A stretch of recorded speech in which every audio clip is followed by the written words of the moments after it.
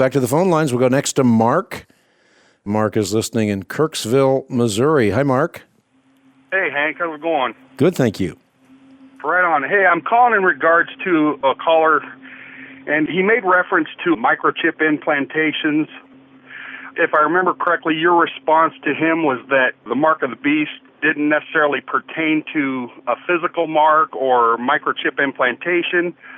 And I guess where I was a little thrown off by it was that, and you kind of referred to it as possibly a spiritual mark. Did I understand that correctly? Am I off base? Or? Well, and what I'm talking about here is the contrast that is made in Revelation chapter 14 and Revelation chapter 13. The contrast is between the mark of the beast and the mark of the Lamb. Now, you bear the mark of the Lamb if you are a follower of Jesus Christ, but that doesn't mean that Jesus Christ used a magic marker on you. It means that your belief and your behavior identifies you with Jesus Christ. And the same thing is true with the mark of the beast. It doesn't portend a physical mark. It says that you have aligned yourself with Satan, the father of lies. And that's what's going on. In other words, what you believe, how you behave, marks you as either belonging to God or belonging to Satan. Sure. I guess the only question I had concerning that was, I believe it's in chapter 13 where it refers to the mark of the beast. In context, it's relating to it as a physical mark by which you can buy and sell.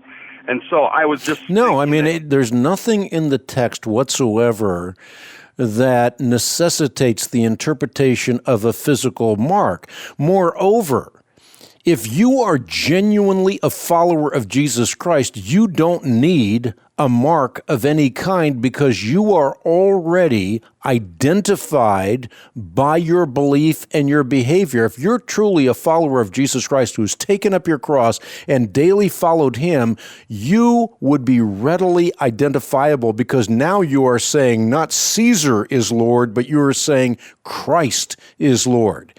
And the early believers were willing to take on every indignity that one human being can foist on another because they counted not their lives worthy even unto death. So if no physical mark is necessary to identify who you belong to. Sure. I guess, where does that whole reference to buying and selling fit in there then? Well, this is a reference to what happened during the Great Tribulation. This was a time that, of course, John talks about in the book of Revelation, and Jesus, in the prologue to the book, makes very clear is near. The time is near. Now, Jesus is not linguistically challenged. When he says near or soon, we can take him at his word. So Jesus, through John, is speaking to the 7 churches in the province of Asia and telling them, be fruitful, be faithful, you're going to suffer for a short time, but your vindication is going to be an everlasting vindication. And what was spoken to these churches has direct application to us, because we too are not to bear the mark of Satan, we are to bear the mark of Jesus Christ. The problem with modern-day Christianity is they're mired so often in sensationalism and speculation and so forth, rather than being change agents in the culture who are readily identifiable by what they do and what they believe. Okay, I appreciate your input there. You got it. Thank you so much for your call. And by the way, John's reference to the mark of the beast in Revelation is securely tethered to Scripture.